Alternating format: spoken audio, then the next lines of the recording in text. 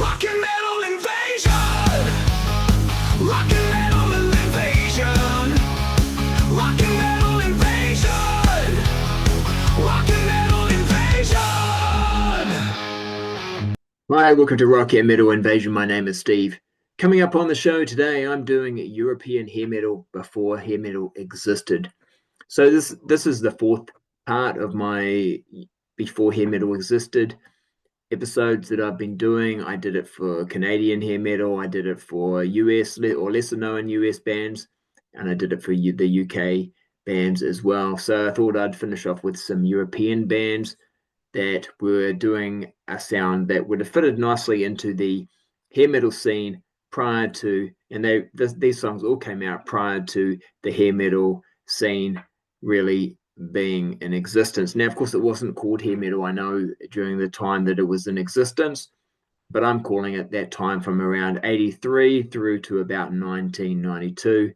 That's when it was sort of at its most popular, when it sort of started around 83, the success of Quiet Riot, and then other bands following like Motley Crue, you had your Bon Jovi's, Def Leppards, and a whole lot of other bands that had a similar sound and image and look as well.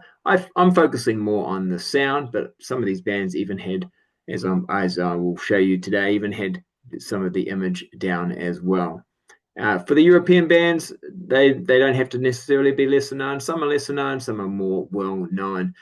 But the thing is, they have a sound, or they had at least one song that I think would have not been, out of place if it had come out during that sort of hair metal period.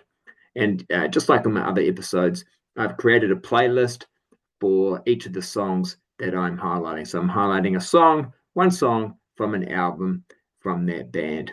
All right, so let's get into it. All right, first band I'm going to spotlight is a well-known band, and it's German band Scorpions, and a song from their 1982 album Blackout. Now, this was a massive album for them, went platinum, I think, in the States. Of course, the next album, Love at First Sting, is even bigger, right? So that goes double platinum.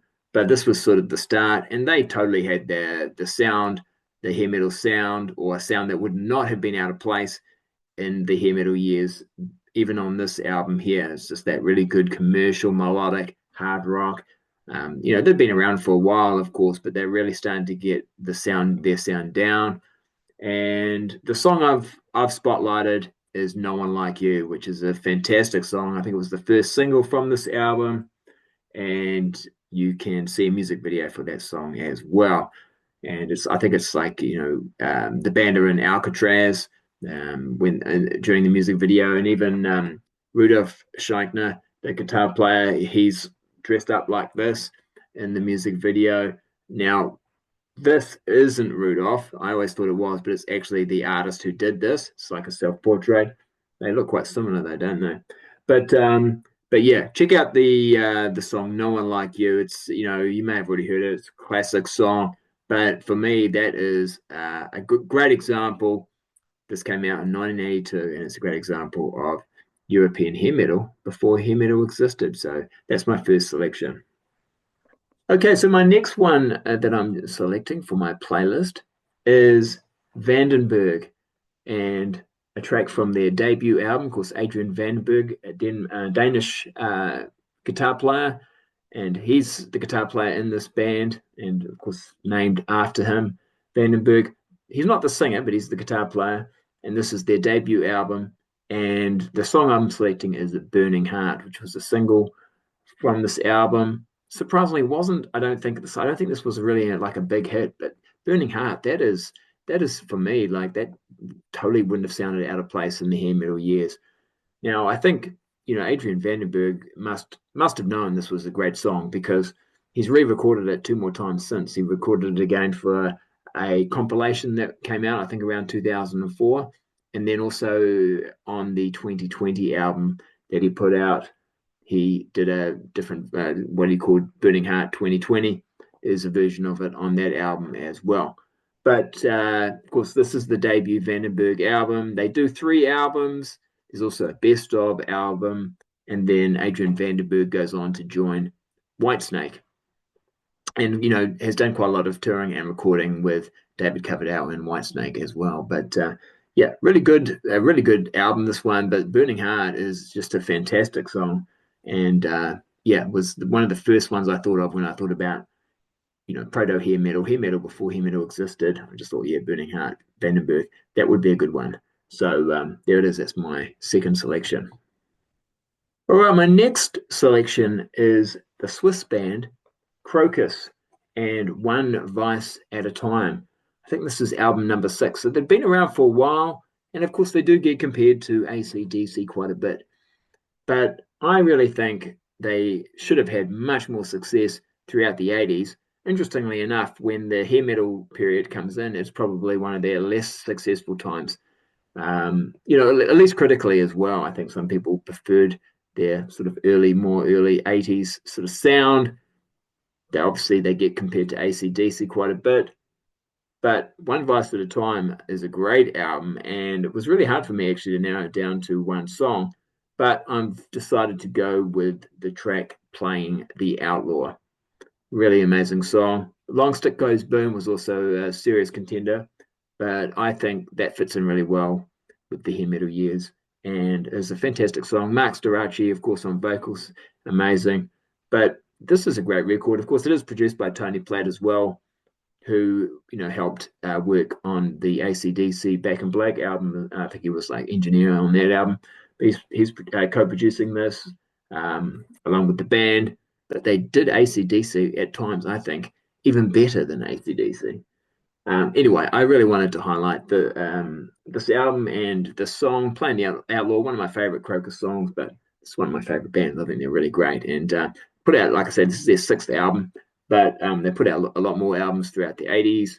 And yeah, like a lot of bands, that they probably that came out before the hair metal years. They probably didn't really then get a lot of benefit. They were big for a while. I think Headhunter was pretty successful for them, but then after that, when they really started to try and Ballroom Blitz, I think did okay, but after that they really struggled. But I think those albums, even after the Blitz, I think the Blitz is good. Some people don't like that one, and even the 2 albums they did after that on the major label, I thought were good albums as well, but they didn't have much success. Even this album didn't do particularly well. Like, it's gold in Switzerland, but it's their home country, but not, from what I can see, not that successful anywhere else. And like I said, they had some success with Headhunter, but and that's the next album. That's the one after this one. But yeah, I think this is a great album, and Playing the Outlaw, awesome song. Go check it out. All right, my next one's a little bit of an obscure one, and I don't really have too much to say about this other than, I guess, the fact that I do have a 7-inch single, and it's by Tommy Nilsson, and it came out in 1982. And there was an album, he did put out an album in 1982 as well, but I haven't bothered with the album because it's very much pop rock. It definitely wouldn't fit into the hair metal scene or even really hard rock scene. I suppose you could say AOR perhaps, but the song Dark Angel is very much a hard rock song, AOR even, but would not have been out of place in the hair metal scene during the 80s. I mean, this sounds very much like it could have come off the Michael Bolton 1985 Everybody's Crazy album, but this is 1982. Really good melodic hard rock, great song, and well worth checking out. I only bothered getting the 7-inch single because, like I said, most of the songs on the album are pop songs, but this is a really good one. I didn't even know about this until I actually have to thank Nathan from Tokyo Vinyl. He played it on his channel, great channel, check it out. And he played it on his channel, and as soon as I heard it, I was like, what is this? So I had to go out and get the 7-inch single. But yeah, like I say, if you do like this song, don't expect the rest of the album to be like this. He's got some other albums as well, but from what I've heard, never really gets all that heavy. He might have actually ended up fronting a heavy metal band later on. I have a feeling he did, but I'm not too sure about that. But he's definitely got the look as well, if you have a look at him on the front cover there.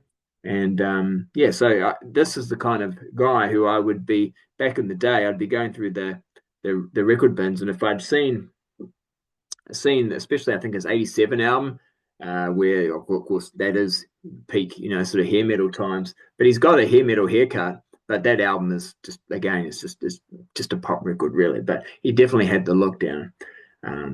Yeah, anyway, check it out if you haven't heard it and you like that sort of melodic hard rock. Dark Angel by Tommy Nilsson. I think he's Swedish. He's from Sweden. All right. My next one is a band that is cited as a big influence of Axl Rose, and if you listen to Guns N' Roses, I think you can really hear that influence. And so you probably have guessed I'm talking about the band from Finland, Finnish band, Hanoi Rocks. Michael Monroe, of course, the lead vocalist, but just amazing sleazy hair metal, really, before that sort of sound existed. Had the hard rock, I guess, sound at the time is what it would have been called. It's definitely not heavy metal, but it's definitely got the image, and it's definitely got that sleazy hair metal sound that became really popular with bands like Guns N' Roses. They actually sounded a lot like LA Guns as well, or even Faster Pussycat. That sort of sound you really hear on their albums that basically came out, most of them all came out well before the hair metal years even started.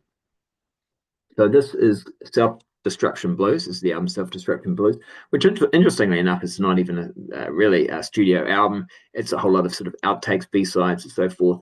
But it sort of seems like it would be just another album. They actually put out 2 albums in 1982, so this is one of them. But this one is the one that's actually just a collection of unreleased songs. I shouldn't even say B-sides because I don't think any of these had even been put out any before. So it's just sort of outtakes, but they're really good songs. And obviously there are other albums as well, really good. Tragedy from their debut album, I think it's a fantastic song. But I decided to go with Taxi Driver. I think that's a great song. Check that one out. It's on the playlist. I could imagine hearing that on Appetite for Destruction. So interesting. Of course, what happened with this band. They broke up, especially after the death of Razzle, with driving with, of course, he was in the car with Vince Neil in that car accident. So I think they had a lot to do with it. Michael Monroe's gone on to have a solo career, and also the band have reformed and put out some albums later on as well. But that's their early 80s material that is so influential and worth checking out. So there we go.